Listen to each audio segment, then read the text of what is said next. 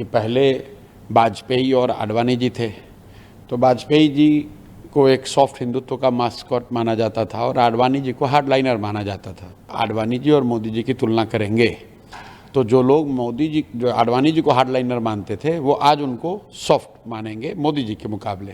तो एक समय ऐसा आएगा 10 साल के बाद, जैसा आडवाणी जी के साथ हुआ है, वैसा ही 10 साल के बाद, 15 साल के बाद एक ऐसा समय आएगा कि भाजपा की लीडरशिप ऐसे किसी हार्डलाइनर व्यक्ति के पास रहेगी जिसके सामने मोदी जी का हिंदुत्व जो है वो सॉफ्ट दिखेगा। बिहार बदलाव यात्रा सीमांचल आई है। जब सीमांचल आई है तो यहाँ के लोगों को हम नहीं भूल सकते हैं। ज़्यादातर लोग यहाँ पे माइनॉरिटी रहते हैं, तो उनसे क्या अपील करेंगे आप? कल एक बयान खबरों में है, आपने कहा कि 10 साल बाद लोग ये कहेंगे कि योगी अच्छे नहीं हैं, मोदी ही अच्छे थे। इसका क्या तात्पर्य? नहीं, पहली बात तो मैं कोई सीमांचल पहली बार नहीं आया हूँ, सीमांचल कई बार आ चुके हैं हम लोग।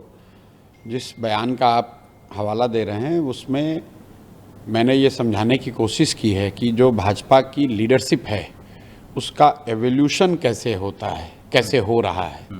कि पहले वाजपेयी और आडवाणी जी थे, तो वाजपेयी जी को एक सॉफ्ट हिंदुत्व का मास्कॉट माना जाता था और आडवाणी जी को हार्डलाइनर माना जाता था।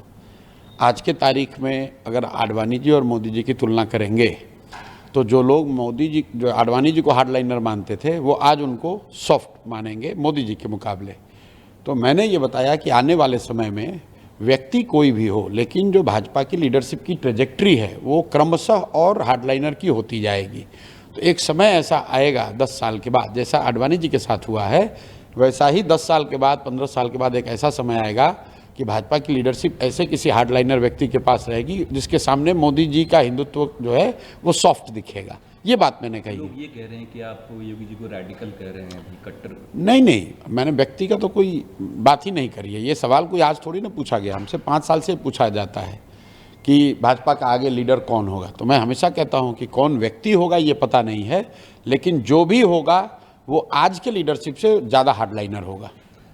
चुनाव में कुछ ही महीने बाकी हैं, क्या कुछ आप देख रहे हैं कितना बदलाव जो यात्रा आपका है? बिल्कुल, पिछले कई महीनों से मैं जो बात कह रहा हूं, जो हम लोग देख रहे हैं ज़मीन पर, बिहार में बदलाव निश्चित है, उसको कोई रोक नहीं सकता है। 60% से ज़्यादा लोग, चाहे वो किसी जाति के हों, धर्म के हों, वर्ग के हों, किसी दल के समर्थक हों, बदलाव हर व्यक्ति चाहता है, लालू नीति से छुटकारा चाहता है। 30-35 साल से जो व्यवस्था चली आ रही है, लोग उससे आगे बढ़कर एक ऐसी व्यवस्था चाहते हैं जिसमें जाति, धर्म, नाली गली, 5 किलो अनाज से ऊपर उठकर यहाँ बिहार में भी शिक्षा, रोजगार की बात हो, पलायन रोकने की बात हो, तो वो स्पष्ट है। अब अगले 1-1.5 महीनों में चुनाव तक जनता को इतना ही निर्णय लेना है कि जब वो बदलाव करने जा रहे हैं तो बदलाव के उनके पास 2 विकल्प हैं।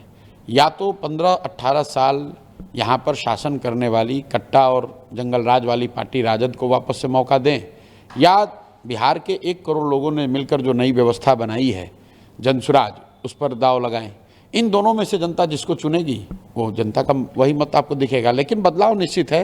नीतीश कुमार का जाना तय है। एक और यात्रा निकल रही है बिहार में, वोट अधिकार यात्रा। राहुल गांधी कल दिल्ली जाकर कहते हैं कि बिहार में चिंगारी उठी है। बिहार का 4 साल का बच्चा कह रहा है वोट छोड़, गद्दी छोड़। देखिए, ऐसा है, हर व्यक्ति को लोकतंत्र में अपने तरीके से जनता के बीच अपनी बात कहने का अधिकार है। राहुल गांधी को, कांग्रेस को, दूसरों को भी है। जैसे हम लोग अपनी ओर से प्रयास कर रहे हैं, वो भी प्रयास कर रहे हैं। हमारी समझ से बिहार में सबसे बड़ा मुद्दा शिक्षा है, बिहार में सबसे बड़ा मुद्दा बेरोजगारी है, बिहार में सबसे बड़ा मुद्दा पलायन है, बिहार में सबसे बड़ा मुद्दा यहाँ का भ्रष्टाचार है। कांग्रेस को या दूसरे राजद को अगर ऐसा लगता है कि वोट अधिकार या SIR ही सबसे बड़ा मुद्दा है, तो ये उनका लोकतांत्रिक अधिकार है। हर पार्टी को, जैसे भाजपा वालों को आज भी लालू का जंगल राज ही मुद्दा दिख रहा है, तो हर पार्टी को ये अधिकार है, वो अपना कहना चाहते हैं वो कर सकते हैं। कल संसद में मिनिस्टर्स क्रिमिनल बिल लाया गया, जो JPC में चला गया है। देखिए, बिल कल लाया गया है, उसको ऑलरेडी स्टैंडिंग कमेटी JPC में, स्टैंडिंग कमेटी में शायद भेजा गया है, मैंने देखा नहीं है। बिल के जो प्रावधान हैं उसके पीछे अगर नियत को आप हटा दें, अगर गलत नियत कोई न हो, तो प्रावधान बिल्कुल ठीक है। क्योंकि मैं ऐसा मानता हूं कि अगर आप संवैधानिक पोस्ट पर हैं और आप पर कोई ऐसा आरोप लग जाए जिसमें कि आपको अरेस्ट करके महीने 2 महीने 4 महीने जेल में रखा जा रहा है, तो जेल में रह के तो आप सत्ता में रह नहीं सकते हैं, जेल में रह के तो आप राज्य चला नहीं सकते, अपने पद का निर्वहन नहीं कर सकते हैं। तो उस नज़रिए से ये प्रावधान होना चाहिए। अब उस जो विपक्ष का आरोप है कि ये इसलिए लाया गया है कि विपक्षी मुख्यमंत्रियों को जेल में डाल दिया जाएगा, वो तो भाई आप कोई भी बिल बनाओगे तो उसमें इस तरह का दुरुपयोग की बात रहेगी ही रहेगी। इलेक्शन कमीशन तो संवैधानिक व्यवस्था है, लोग वहाँ पर भी दुरुपयोग का आरोप लगा रहे हैं और उसमें कुछ तथ्य भी है। तो कोई भी व्यवस्था बने, कोई भी कानून बने, उसका दुरुपयोग तो हो ही सकता है। बाबा साहब अम्बेडकर ने ही कहा कि संविधान की ताकत, संविधान कितना अच्छा कितना बुरा है, ये इस पर निर्भर करता है कि संविधान को लागू करने वाले लोग कितने अच्छे और बुरे हैं।